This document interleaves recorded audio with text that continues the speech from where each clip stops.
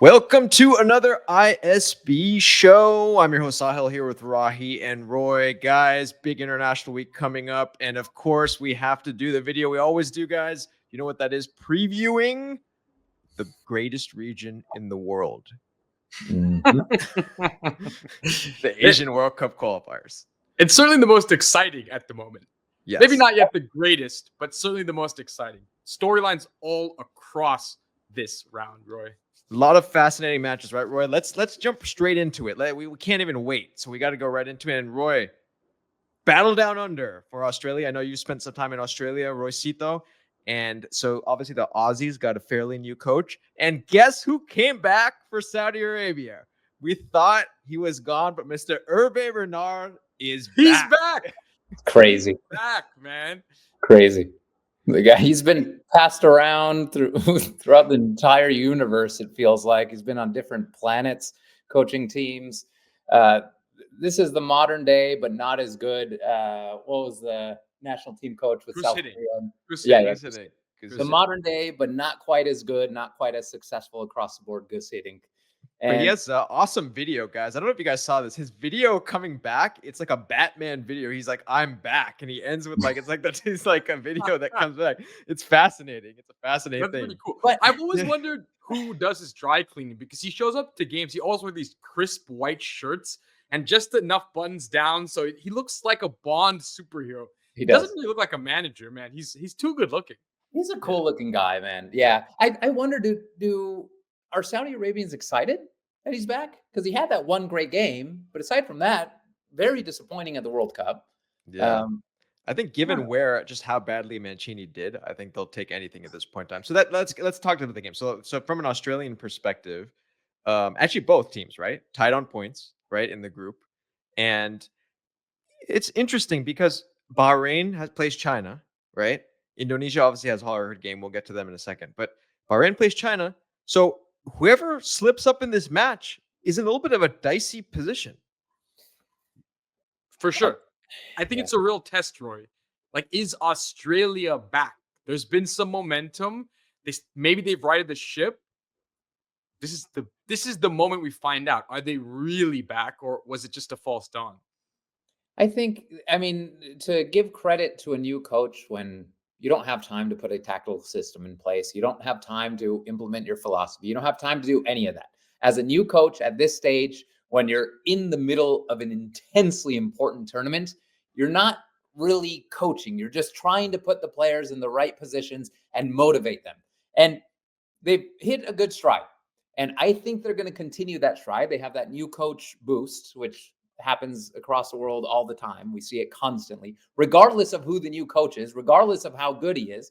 We'll tell 8 months from now, we'll know how good he is for this team. But right now, I think they got to ride that new coach boost. They got to ride the confidence that they've gotten from the last couple of games. And they should win this game, man. Historically, it seems like this game is typically won by, I think they have 6 wins out of the last 10. Yeah, they have a pretty good record against Saudi Arabia. I guess, full healthy squad,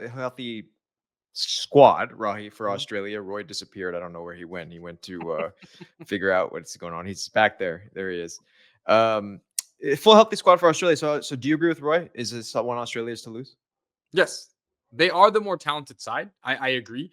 They should win this game in theory. But then on the other side, you have a team whose backs are really against the wall and also have the new manager boost. Saudi Arabia cannot afford another bad result, Roy. They really cannot. It's been bad result after bad result, bad performance after bad performance.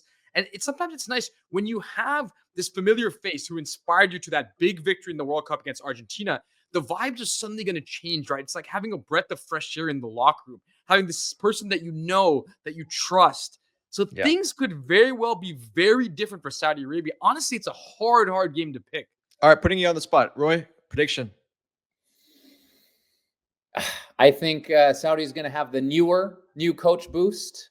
I think it's going to be a tie, man. I think Australia is going to dominate possession. I think they're going to be the better team overall. I think they are the better team overall.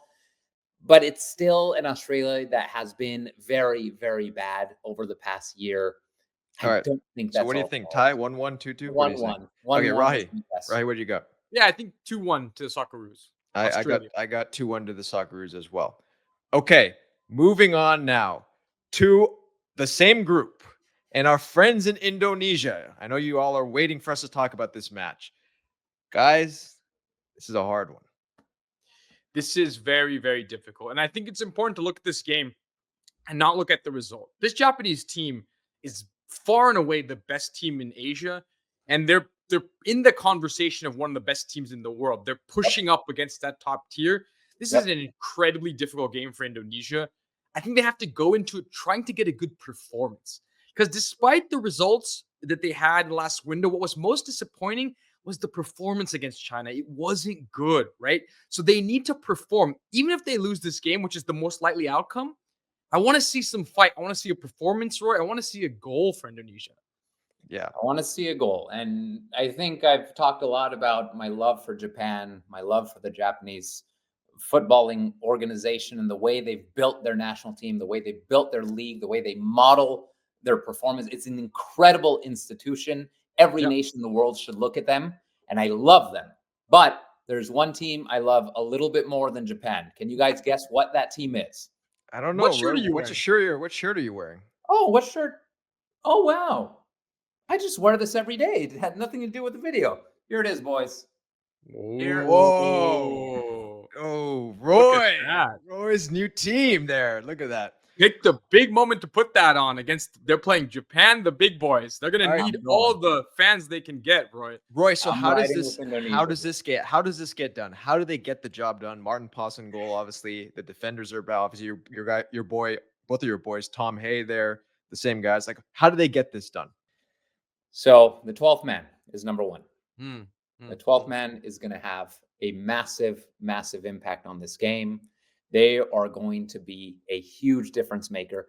And hopefully the team, instead of feeling pressured by that support, they're going to feel motivated by the support. Because I feel in the past, these players aren't used to playing in front of these crowds. They're not used to this fervent support, this passion around the team, because they're all fairly new players to this national team. So I hope they use that to push them. And if they do, I don't know any team that could come into an environment like that and easily win a game. So I don't think it's going to be easy. Yeah. And Japan has struggled in Asian competition, right? At times and big moments. There's a chance. There's a chance here. The bigger thing for me, be compact, but don't get down, right? If you concede, right? If you concede a second goal, the spirit has to be there. The desire has to be there. The unity has to be there. And if that's the case, then you can fight back into the game. You can claw back into it, because Japan at moments in this game is going to overrun you with their pace, with their skill. You're going to feel like they're coming at you a million miles an hour. But if you can withstand some periods like that and then punch back a little bit, right? Or at Mangoen, if somebody can have a moment of brilliance, this could be done. You could find a draw. But I think it starts and ends with Idris in the back, and he's the main man. And if he sets the tone, this team goes forward in that way. Yeah, Jades, this is huge. I think interesting thing. Shin Tae-young, of course, is from Korea, and he actually has, I think, 1,500 tickets or something for Koreans in Indonesia to attend the match. Of course, Korea, no love lost between Koreans and Japanese, right? So just a little friendly rival going on there. But I think, Roy, to your point, I think it's going to be a packed house. It's going to be crazy that way. Just one note on Japan for the Japanese fans out there. Obviously, the Celtic trio of Furuhashi, Hatate, and Daizamaeda are all going to be on the squad in this particular match. That just shows a lot for Furuhashi, like how well he's done. But I think, guys, like you said, no one is expecting Indonesia to get something from this. So now putting you guys both on the spot, are they getting anything from this match? Rahi. I would love for them to get something from this match. It would be incredible. It would be the biggest result in Indonesian history. This is not the game, I think, for them to get a result. They need to look to the next game of this round. I think this one goes to Japan, and I think it's a 3-1 game. Roy.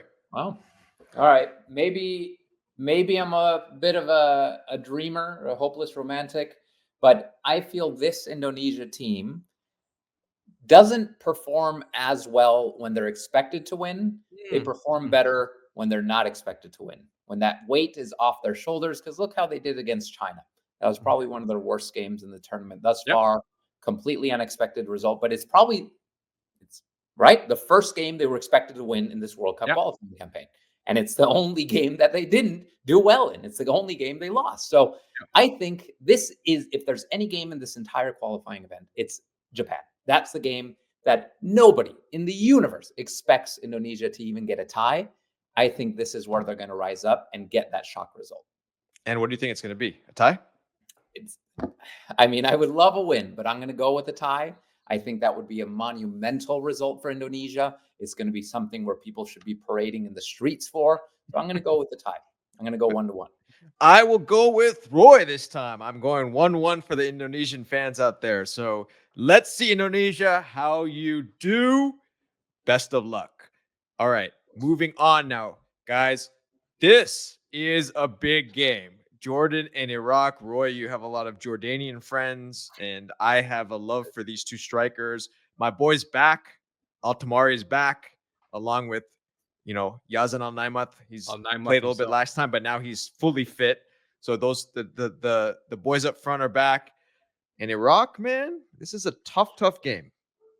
It's interesting because both these teams, second and third, really fighting who's going to take the next step. Jordan, we saw them in the Asian Cup, right? So they looked very, very good. But this Iraqi team, Roy, this Iraqi team has quietly notched result after result, put themselves in great position.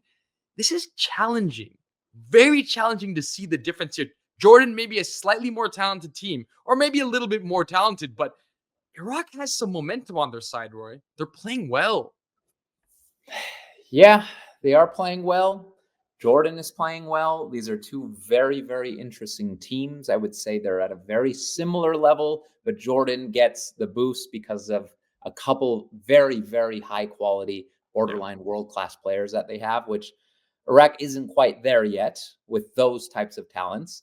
So it's going to be a tough one. They're both on, what are they on? 7 points. 4 points. Yeah. Seven That's points. right. 7 They're on points. four matches played, 7 points. I Points, think Jordan's ahead on goal differential or goals for.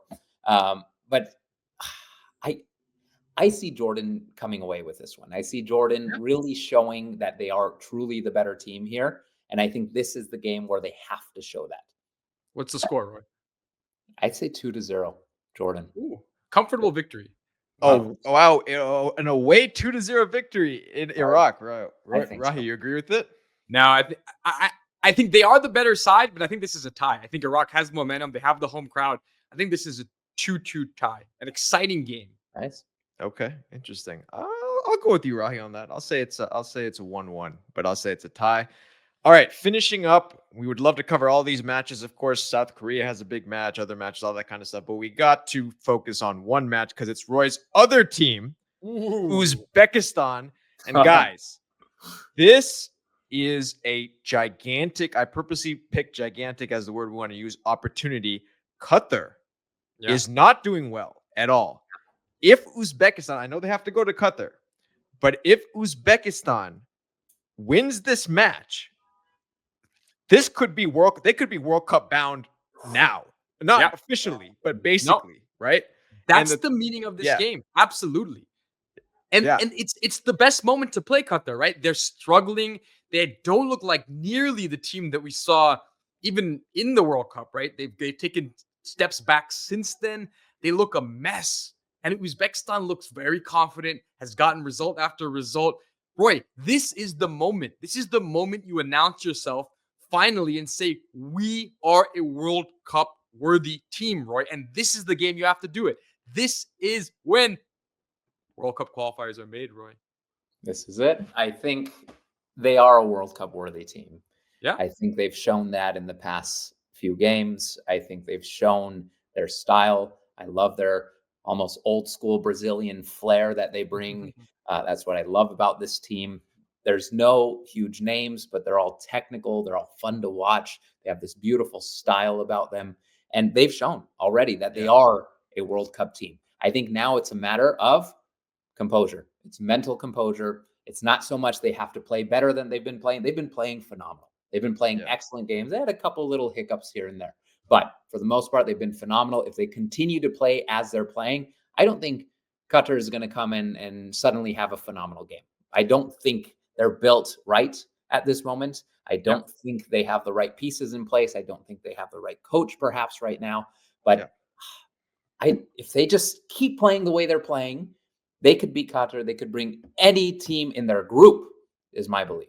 So the crazy thing is, about this, you mentioned the players, but right now, two players I want to call out: Uzbekistan, Shomurov, who played for Roma this weekend, but more importantly, Fazuliev, who has been declared Asian Young Player of the Year.